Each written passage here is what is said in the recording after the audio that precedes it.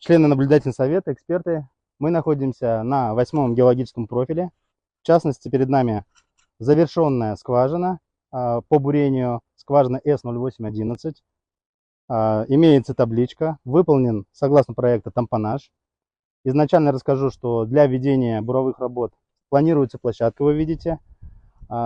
Грунт будет вот этой бульдозерной техникой сегодня восстановлен ландшафт, и тот почвенно-растительный слой, который был снят, также будет нанесен на поверхность. Тем самым технический этап рекультивации будет завершен.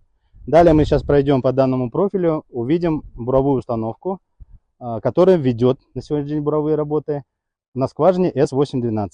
Глубина данной скважины составила 250 метров.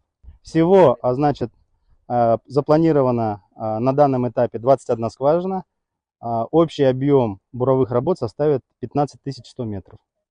Как положено, лесные насаждения обработаны. Та древесина, подлежащая учету и, соответственно, декларированию, собирается отдельно. Тип древесины: сосна, береза, соответственно.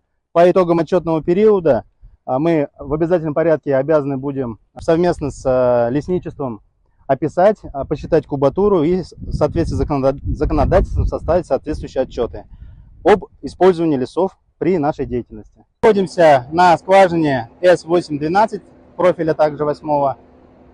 Перед вами буровая установка ЗБО, завод бурового оборудования.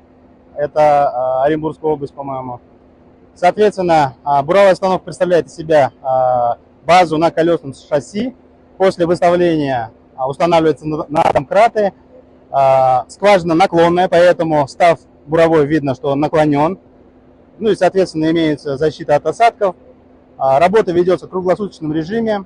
При бурении, значит, изымается керн, укладывается вот в такие керноящики, которые далее направляются на распиловку, из которых берется керновый материал, пробы, и дальше будет направляться в аналитические лаборатории. Вот и вся, в принципе, технология.